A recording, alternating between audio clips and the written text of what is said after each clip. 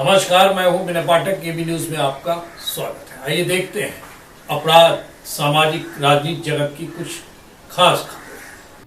टूटी हुई दीवारें, आसपास बिखरा हुआ सामान, बुलडोजर की तेज आवाज और धुंधली यादों के बीच बिल्कुल तहस नहस हो चुका है संजय सोनी का आशियाना।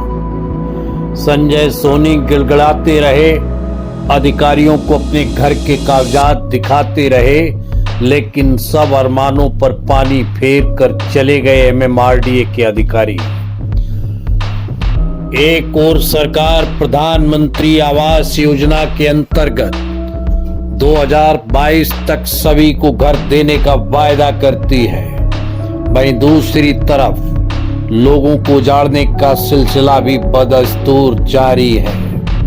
लोगों को इस बारे में पूर्व सूचना भी नहीं दी गई और न ही उनके पुनर्वास को प्राथमिकता। मुंबई महानगर में आए दिन सरकार द्वारा मंजूर किए जाने वाली भारी भरकम परियोजनाओं और सुंदरता के नाम पर बड़ी संख्या में बस्तियों को तोड़ा जाता है। साथ ही मीडिया में झोपड़ी मुक्त शहर का मुद्दा भी जोर शोर से उछाला जाता है। एक ऐसे काल्पनिक शहर की कल्पना की जाती है जिसमें सब कुछ बेहतर होगा, लेकिन किसी के घर टूटने का दर्द रास्ते पर खड़े राहगीर महसूस नहीं कर सकते। पाई पाई जोड़कर जिस घर को बनाया हो उसे अपने सामने ही ढहता देखना सबसे दुखद और बेहद तकलीफ देने वाला दृश्य होता है, और होना भी चाहिए उस घर में रहने वालों के लिए। ऊंची इमारतों में रहने वाले अधिकतर लोगों की नजरों में ये महज सड़क पर अवैध कब्जा करने वाले लोग होते हैं। इनके प्रति उनमें कोई सहानुभूति नहीं होती, इसलिए जब कभी इनकी बस्तियों पर बुलडोजर चलते हैं तो इसका विरोध करने का कोई आगे नहीं आता, जबकि बस्तियां जबरन तोड़ना मानवाधिकारों का उल्लंघन है।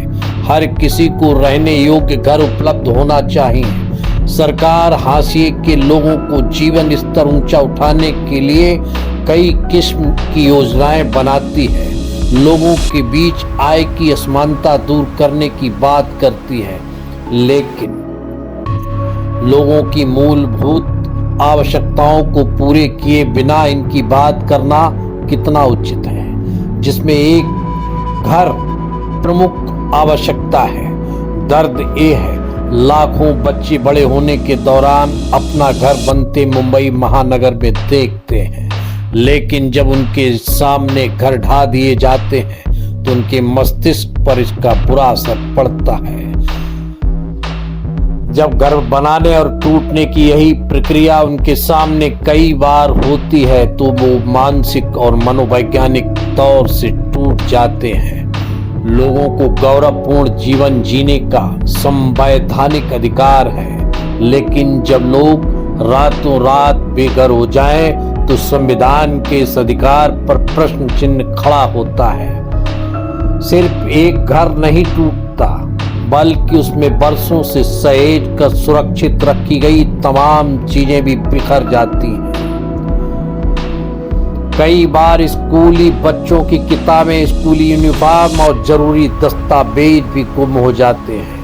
कई परिवारों का कानूनी अधिकार भी उनसे छिन जाता है और इस वजह से उन्हें पानी, बिजली जैसी मूलभूत अधिकारों से वंचित होना पड़ता है। इन सब के बीच कोई बच्चा ऐसा भी होता है जो पहली बार अपना घर उजड़ता हुआ देखकर खुद को असहाय समझता होगा।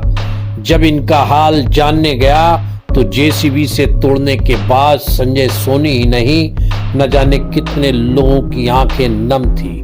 घर टूटने की दर्द से अपनी बातों को बयां भी नहीं कर पा रहे थे। कई लोग बीच बीच में बात करते करते रोते देखे गए।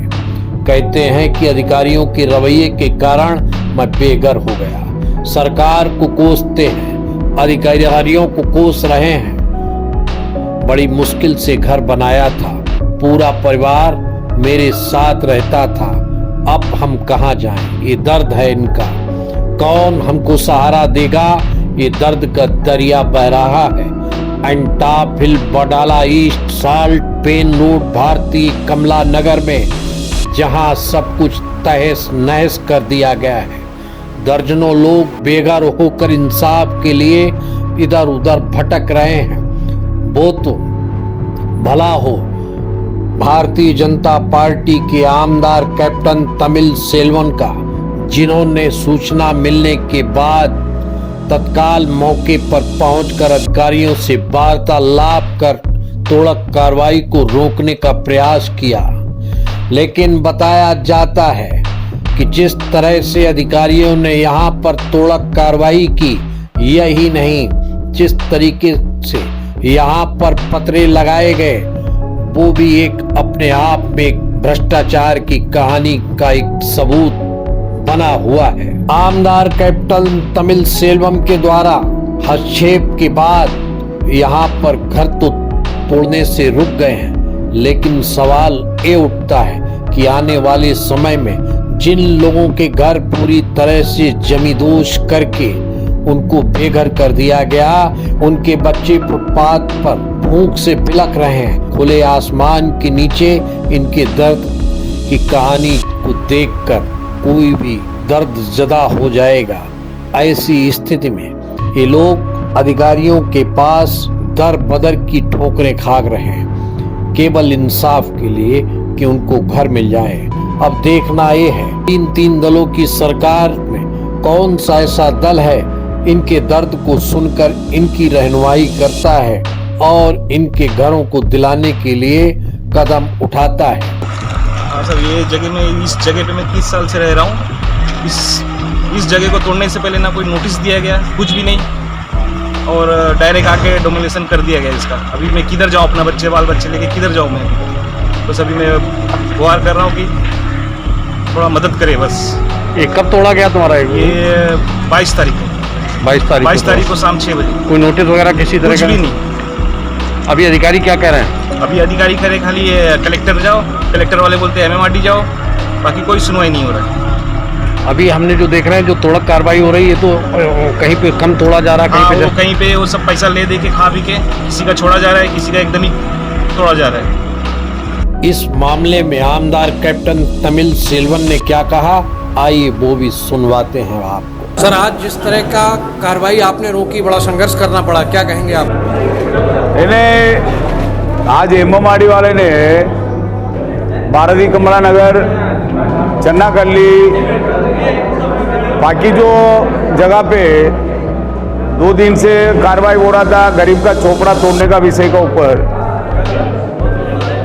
तो मैं 2 दिन यहाँ मुंबई में नहीं था। कल रात को मिडनाइट तमिलनाडु से आया, आने के बाद आज मालूम पड़ा आज वो इलाका में चला गया। मैं सरकार बोलता है 20 आदमी 25 आदमी का आइए, कोविड का समय जमा होना नहीं चाहिए।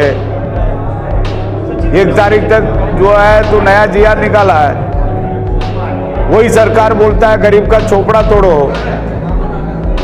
लॉकडाउन भी आ सकता है। ऐसा आ गया गरीब का झोपड़ा तुम लोग कोविड का समय तोड़ना गलत है, तोड़ेगा तो वो लोग किधर जाएंगे? जो भी है कार्रवाई कोविड का बात करो। ये MMRD अधिकारी से मैं रिक्वेस्ट किया, कल राजीव MMRD कमिश्नर को लेटर देने वाला है, किसी का ऊपर कार्रवाई कोविड का बात करो। अभी जो 2 दिन किया गलत है, ये करना नहीं चाहिए, इसी बात को ऊपर रुकाया। गरीब लोग खुशी है। भारतीय जनता पार्टी पंतप्रधान साहब, भारतीय जनता पार्टी का अपना माजी मुख्यमंत्री देवेंद्र फडणवीस सर, सब गरीब का विषय के ऊपर सोचने वाला है। मैं भी, मेरा कार्यकर्ता भी गरीब का विषय सोचेंगे। ये लोग सरकार गरीब को भगाने का, बिजली का बिल बढ़ाने का है, तो कोविड का समय इधर एक आदेश, उल्टा गरीब का चोपड़ा पट्टी तोड़ने का आदेश अलग, ये विषय चले। एबी न्यूज में खबरों का सफर करते हैं समाप्त। विनय पाठक को दीजिए इजाजत, हम फिर मिलते हैं नई खबरों नए सफर के साथ। लेकिन चलते चलते गुजारिश, विनती, अनुरोध, यदि आपके आसपास कोई समस्या है या फिर कोई घटना घटित हुई है और आप उसे एबी न्यूज तक पहुंचाना चाहते हैं, तो हमारी स्क्रीन पर दिखाए जा रहे नंबर पर सीधे संपर्क कर सकते हैं। हम चाहते हैं एबी न्यूज के भयमुक्त भ्रष्टाचार के मिशन में आप सहयोगी बने। साथ ही चलते चलते आपसे विनती, अनुरोध, गुजारिश रहेगी कि आप हमारे YouTube चैनल को लाइक, शेयर, सब्सक्राइब करना ना भूलिए। नमस्कार, धन्यवाद।